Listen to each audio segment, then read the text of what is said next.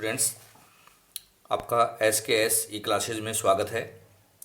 आज हम पढ़ रहे हैं कॉस्ट काउंटिंग में महत्वपूर्ण टॉपिक सम विच्छेद विश्लेषण, break even analysis. Dear students, break even analysis से संबंधित विभिन्न प्रकार के जो फॉर्मूलेज हमारे काम में आते हैं, मैंने संक्षिप्त रूप में सभी फॉर्मूले एकीकृत कर दिए हैं और एक एक करके हम हर फॉर्मूले के आधार पर जो लागत मात्रा लाभ विश्लेषण में गणनाएं की जाती हैं उनको समझने की कोशिश करते हैं। सम विच्छेद विश्लेषण में मुख्य रूप से 9 बातें ऐसी हैं जिनमें से परीक्षाओं में 5 या 6 बातें आपसे पूछते हैं।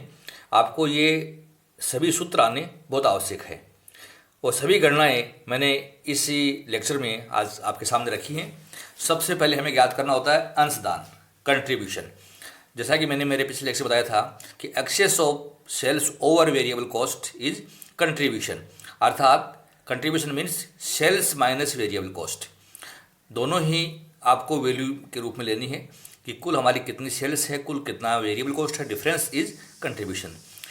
और या आप प्रति इकाई भी इसको निकाल सकते हैं, तब वो कहलाएगा प्रति इकाई कंट्रीब्यूशन।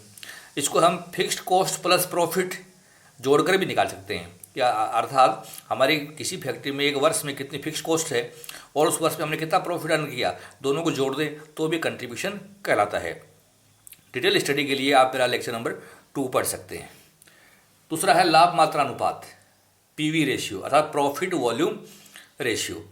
ये जो रेशियो है ये हमारा अंशदान का विक्रय से अनुपात प्रकट करता है प्रतिशत के रूप में। फॉर्मूले के रूप में जब इसको हम लिखते हैं तो कंट्रीब्यूशन अपॉन सेल्स इंटू 100 करते हैं। चाहे आप S माइनस वी बटे S इंटू 100 कर दीजिए, चाहे आप F plus P upon S करके 100 कर दीजिए, या कंट्रीब्यूशन अपॉन सेल्स इंटू 100 कर दीजिए। प्रति इकाई कंट्रीब्यूशन है तो प्रति इकाई सेल्स यूज करनी है, टोटल कंट्रीब्यूशन है तो टोटल सेल्स यूज करनी है। इस बात का अपने को ध्यान रखना है। और अगर 2 पीरियड की हमें सेल्स और प्रॉफिट दे रखा है तब change in profit upon change in sales into 100 द्वारा हम पीवी रेशियो याद करते हैं। डिटेल स्टडी के लिए मेरा लेक्चर नंबर 2 आप पढ़ सकते हैं। तीसरा है सम विच्छेद बिंदु, ब्रेक इवन पॉइंट। पेशेंट ब्रेक इवन पॉइंट एक ऐसा पॉइंट है जो बिक्री का no profit no loss point है, अर्थात सेल्स की वह मात्रा या वह वैल्यू जहाँ पर हमें नो प्रॉफिट और नो लॉस है, जहाँ पर हमारी लागतें और आगम बराबर हों, हम उसको ब्रेक इवन पॉइंट के नाम से जानते हैं। इसको हम 2 तरीके से निकालते हैं, in value in rupees, fixed cost divide by PV ratio. अगर आप ऐसा करेंगे तो ये वैल्यू में आएगा। और अगर यूनिट्स में निकालते हैं तो fixed cost divide by contribution per unit, जो आपने यहाँ पर कंट्रीब्यूशन याद किया था पर यूनिट, उसका आप भाग दे दें तो ये सेल्स इन यूनिट्स में आ जाएगा। तो ब्रेक इवन पॉइंट से अगर हम कम सेल्स करते हैं तो हम लॉस में जाएंगे, ब्रेक इवन पॉइंट के इक्वल सेल्स की है तो नो प्रॉफिट नो लॉस है, और ब्रेक इवन पॉइंट से जैसे जैसे हमारी सेल्स बढ़ेगी हम प्रॉफिट की ओर बढ़ेंगे, तो हम ब्रेक इवन पॉइंट निकाल सकते हैं। फोर्थ है सुरक्षा सीमा, margin of safety. Excess of actual sales over break even sales is margin of safety, अर्थात ब्रेक इवन पॉइंट से बिक्री का जितना आधिक्य है वो हमारी सुरक्षा सीमा कहलाती है। इसको बहुत आसानी से हम निकाल सकते हैं। Actual sales minus break even point sales क्या है, अंतर निकाल लीजिए। ये जो डिफरेंस है ये हमारी सुरक्षा सीमा होती है।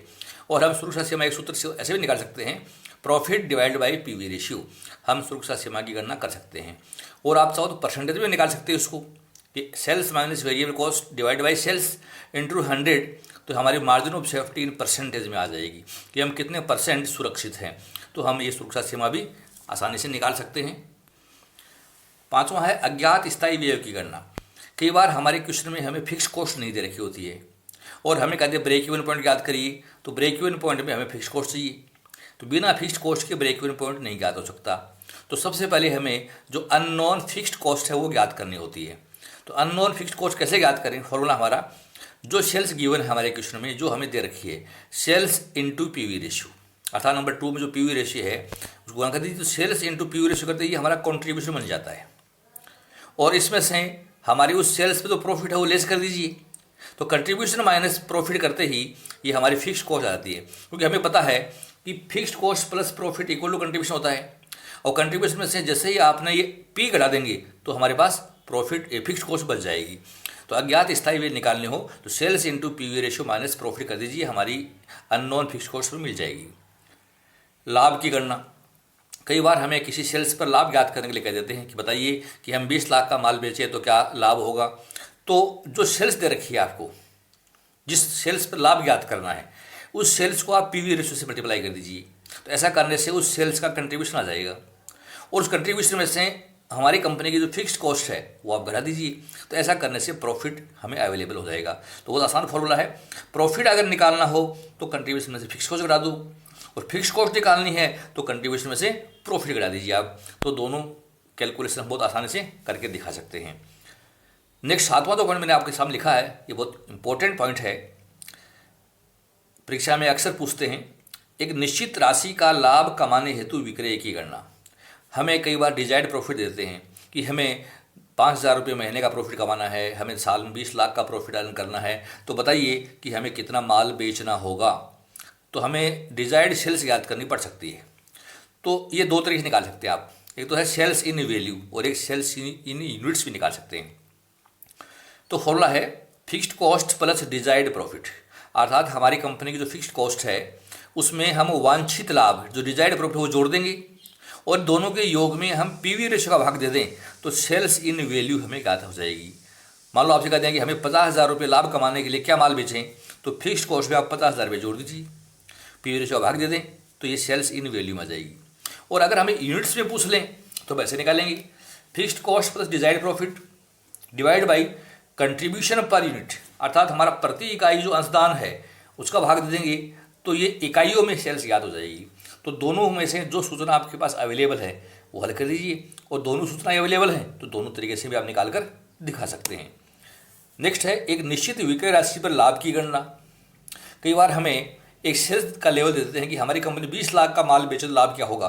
तो वैसे तो मैंने 6th पॉइंट बता दिया है, फिर भी समझ लीजिए डिजायर्ड प्रॉफिट हमें दे रखा है तो प्रॉफिट वाला ही फॉर्मूला है डिजायर्ड सेल्स, जो सेल्स आपको दे रखी है। आप ये कहते हैं कि 50 लाख की सेल्स पर लाभ क्या होगा तो 50 लाख अप्लाई कर दीजिए, 10 लाख की सेल्स पर लाभ क्या होगा 10 लाख अप्लाई कर दीजिए। तो desired sales into PV ratio, PV ratio हमारा वही रहेगा जो शुरू से चलता है, उसमें कोई चेंज नहीं होता है।